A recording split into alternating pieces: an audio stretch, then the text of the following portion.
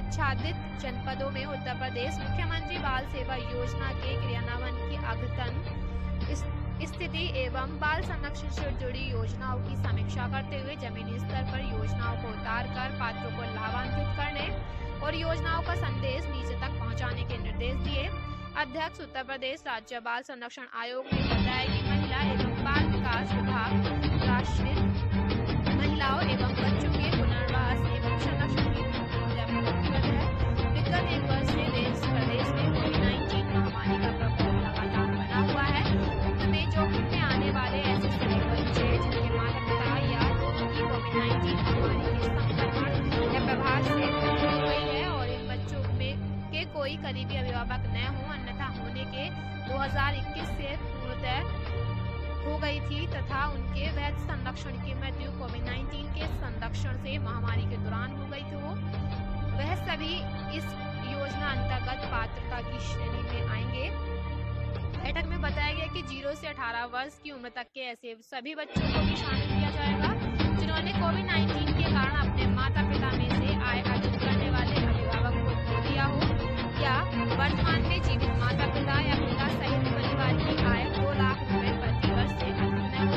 उन्होंने बताया कि कोविड-19 से मृत्यु के साक्ष्य के लिए एंटीजन या आरटी-पीसीआर के या फिर सिटी स्कैन में कोविड-19 का इन्फेक्शन होना माना जा सकता है। कोविड-19 का पेशेंट किसी भी परिस्थितियों में टेस्ट में नेगेटिव आने के बाद भी पोस्ट कोविड कॉम्प्लिकेशन से उसकी मृत्यु हो सकती है। यह मृत्यु भी कोविड-19 की वजह से मानी जाएगी।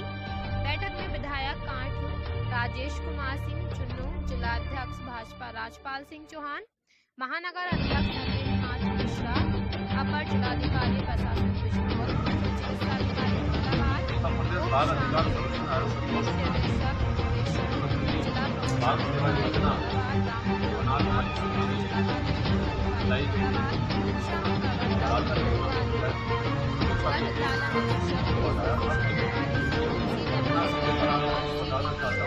कोविड काल में जो भी बच्चे अनाथ हुए हैं, निराश्रित हुए हैं या एकल परिवार वाले उन परिवार वालों के लिए उनकी सबकी चिंता की है और मुख्यमंत्री बाल सेवा योजना के नाम से 2 जून को योजना लॉन्च की गई।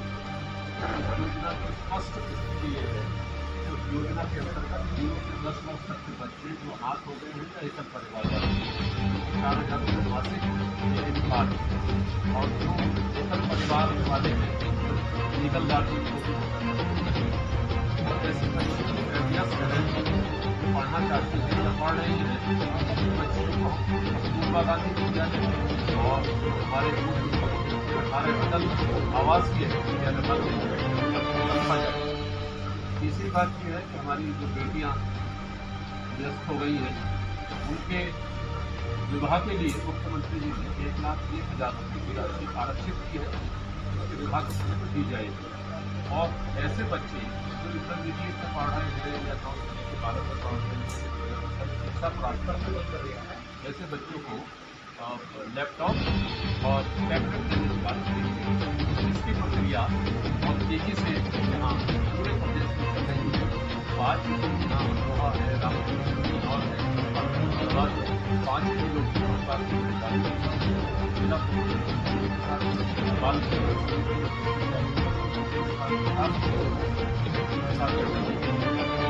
जानकारी आई है कि ऐसे बच्चे 4,000 रुपये मिलने हैं, उन बच्चों की पढ़ाई की व्यवस्था होती है।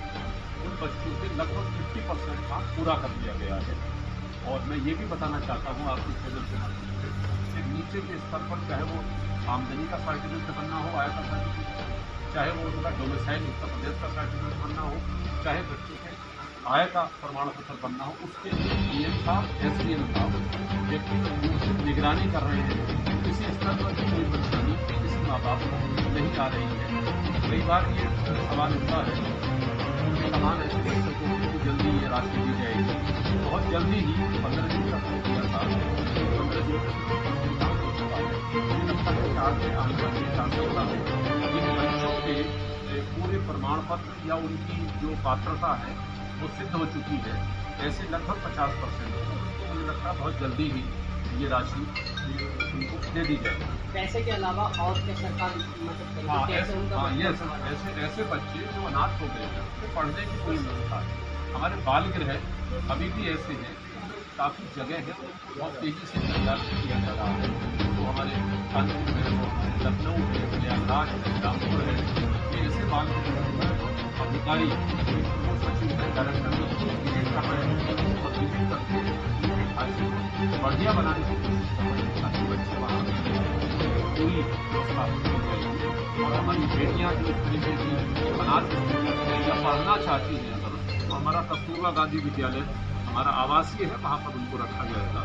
और ऐसे बच्चे जो पढ़ने की तरफ जाना चाहते हैं और ऐसी महामारी अगर आती है तो उसके साथ अगर कोई प्रॉब्लम आती है तो उसको लैपटॉप के माध्यम से ऑनलाइन पढ़ाई कराई जाएगी। ऐसे कितने बच्चे हैं?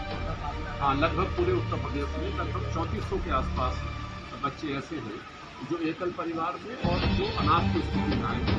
तो लगभग 400 बच्चे ऐसे हैं जो निराश्रित पाए गए हैं अभी तक। ये संख्या और बढ़ेगी अभी, क्योंकि हमारा सुप्रीम कोर्ट खुद निर्धारक आए हैं और हमारा स्वराज पोर्टल बना हुआ है। भारत सरकार का जो नेशनल चाइल्ड कमीशन है वो बराबर उसको देख रहा है। उस पर जो भी डाटा अभी आया है 47,000 के आसपास और जिसमें से 400 बच्चे लगभग हमारे अनाथ स्थिति। सभी की प्रक्रिया, इनके फॉर्म पूरे करने की बात है, इनके आमदनी के सर्टिफिकेट बनाने की बात है, इनके डोमिसाइल बनाने की बात है, बच्चों की आयु को प्रमाणित करने की बात है। तो कहीं किसी स्तर पर अभी हमें ऐसी कोई बात नहीं मिली है कि ऐसे अनाथ या बेसहारा परिवारों को कहीं किसी प्रकार से भी परेशानी आ रही है। सर कुछ बच्चे जो है जैसे होटल ढाबे वगैरह फर्मों में काम कर रहे हैं, उनकी क्या हुआ? हाँ, ये आज मैंने इसलिए श्रम आयोग को बुलाया, बहुत तेजी से उस पर टास्क फोर्स बनी है। आज ही निर्णय लिया गया है कि ऐसे जो टास्क फोर्स बने केवल विभाग के लोग नहीं जाएंगे, बल्कि उसके बाद समिति हुई, उसमें डिस्ट्रिक्ट चाइल्ड लाइन के साथ ही जाएगी, ताकि ऐसे बच्चे जो ढाबे पर काम कर रहे हैं वो नीड केयर प्रोटेक्शन वाले हैं, उनको इमीडिएट आवश्यकता है, आर्थिक आवश्यकता है, उनको पोषण की आवश्यकता है, उनको पढ़ाई की आवश्यकता है, उसका डाटा कलेक्ट किया जा रहा है। और कहा गया है, आज स्पष्ट निर्देश दिए गए हैं कि आज कम से कम मुरादाबाद मंडल की बैठक की, तो यहाँ ये स्पष्ट कहा गया है कि ऐसे बच्चों को निरीक्षण करके रेस्क्यू कराएं। और अगर काम करने की बात आती है तो माँ बाप उनके परिवार को चाहे मनरेगा से जोड़ना हो और सरकार की योजना से जोड़ना हो, तो ऐसे बच्चों को काम से हटाना है। आज जो निर्देश जारी करते हुए एक और जारी किया आबकारी विभाग से भी बुलाएगी। पिछले दिनों तो ये देखने में आया है कि कुछ बच्चे जैसे लॉकडाउन हुआ, कुछ बच्चे लाइन में देते यहाँ मध्य पान करते हुए पाए गए या वहाँ से शराब खरीदते हुए पाए गए या नशे के तमाम हमारे पास वीडियो आए थे। तो उनसे स्पष्ट आज निर्देश दिए गए कि जो स्कूल है उनके 200 मीटर की दूरी पर किसी भी प्रकार की दवाई, किसी प्रकार की ड्रग, किसी प्रकार का पेय पदार्थ और वहाँ अगर धूम्रपान इस तरह की व्यवस्था रहती है तो उसके लिए आप जिम्मेदार हो। और जो शराब की दुकानें हैं उसमें आज के स्पष्ट निर्देश दिए गए कि वहाँ अगर कोई भी नाबालिग बच्चा तो या तो उसको वहाँ पकड़कर पढ़ा लीजिए या उसका आधार देखिए और वहाँ 1098 बहुत नंबर प्रसारित हो रहा है गाइडलाइन का, कि आप तुरंत उसको खबर करिए और वो उसको रेस्क्यू करेगा, उसके माँ बाप को बुलाकर तब सौंपेंगे। तो इस तरीके की व्यवस्थाएं हम लोग साथ करना चाहते हैं ताकि हमारी जो पीढ़ी है, हमारे जो नाबालिग बच्चे हैं वो पुनर्वासित हो सके, हमारे बुरी दुर्गुणों से बच सके और अपने परिवारों में पढ़ाई लिखाई के साथ एक अच्छा नागरिक बन सके।